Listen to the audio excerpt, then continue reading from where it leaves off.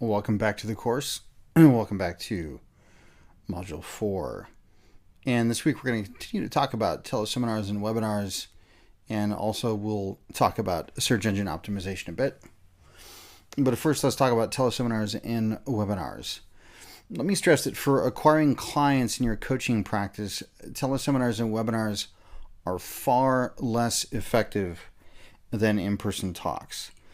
And I don't just mean that by the numbers in terms of percentages. Well, that's certainly true.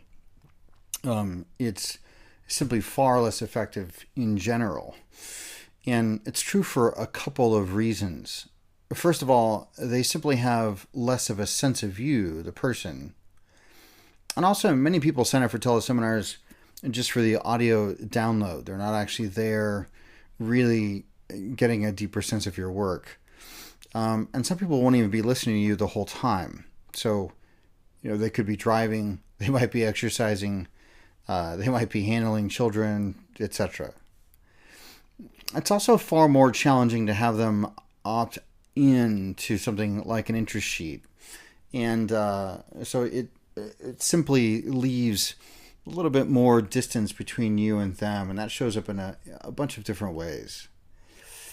So it is, of course, possible, and I'll show you how, but really, teleseminars and webinars are not an effective way when you're beginning out to acquire one-on-one clients. What they are incredibly useful and valuable for is selling courses and or products. Now, we'll get to that briefly later on.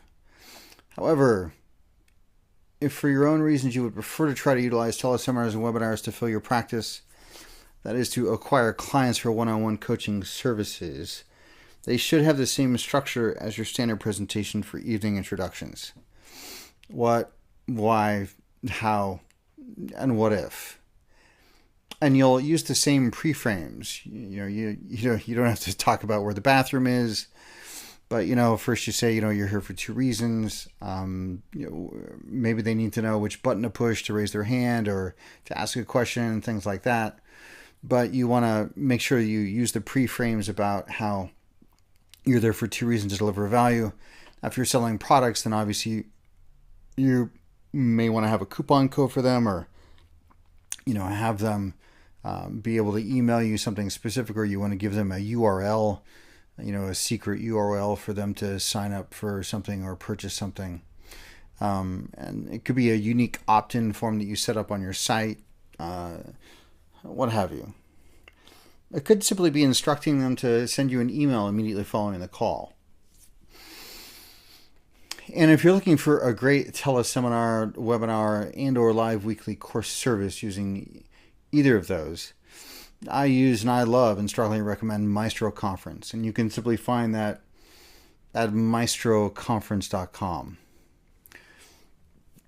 There's plenty of services out there, by the way. There's a lot more than there. There's GoToMeeting, there's Fuse Meeting, there's any number of available webinar and teleseminar services. I like Maestro Conference for several reasons, largely because it allows you to have breakout groups, so you can have mini groups and you can do polling and all sorts of wonderful things through the administrative panel while you're leading the call through your web interface. But that's a whole other story. So in terms of getting the word out, it's pretty much identical to the same guidelines as evening talks. However, if it's going to be, say, a series, of teleseminars, you may want to start actually marketing a little bit further out in advance. But if it's just one, then, at least at this introductory level, you're going to do the same things. You're going to send, notices out to your own email marketing list. You're going to use Facebook events. You're going to do Twitter and Facebook updates with a link to that web page. We're going to use community email lists or groups, including Yahoo groups, Google groups, and listservs. All the things that we talked about last week in terms of getting the word out for your evening introduction. So let's talk about those basic guidelines again. Again, you're going to send your first email notice out 10 to 14 days in advance at least. And again, if you're doing a series of teleseminars, 2 or 3 weeks advance notice is just fine, because people need to get it into their calendar if it's, say, every Monday for a month or something like that. And then, of course, you want to send out a reminder email. Sometimes your teleseminar service will have that option for you. So, I think Maestro Conference the day before or 24 hours before, something like that, it triggers an email within that service that sends them their login information again, and etc. And if it's your own email marketing list, again, send the first notice out 10 to 14 days in advance, and you may want to send one more reminder for people who haven't signed up before the evening before or the morning of. And again, you want to use all the good all the good copywriting basics that we talked about, making your notice interesting and engaging. Avoid simply notifying them what it is and what you'll cover, and actually speak into the challenges that they may be having.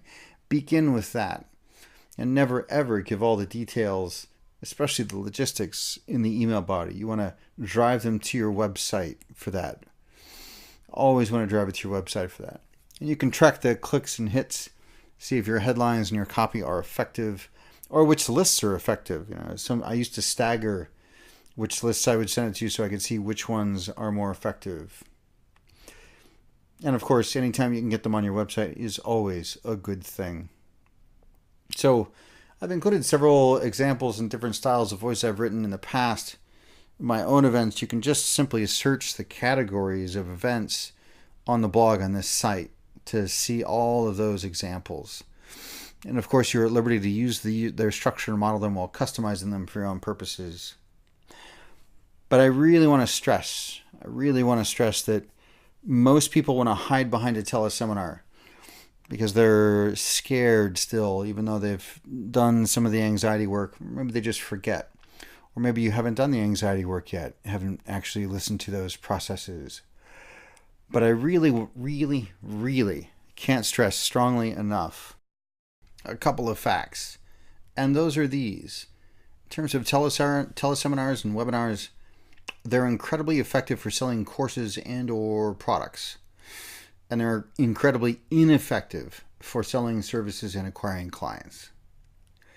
The most effective way to acquire clients immediately is to do live, in-person evening intros. So this week, go ahead and re-listen to and review the entire lesson from last week. And yes, I'm serious. And review the evolutionary sales lesson again. You really can't review those enough. Those really are going to be the bread and butter of you building your practice incredibly rapidly, ethically, and efficiently. So review last week's lessons, review the evolutionary sales lesson, and next week we'll get into search engine optimization, and we'll start to tie all this together for you. It's my pleasure and my honor to be your guide here and your guide in the 21st century marketplace. Thank you for allowing me to contribute to you.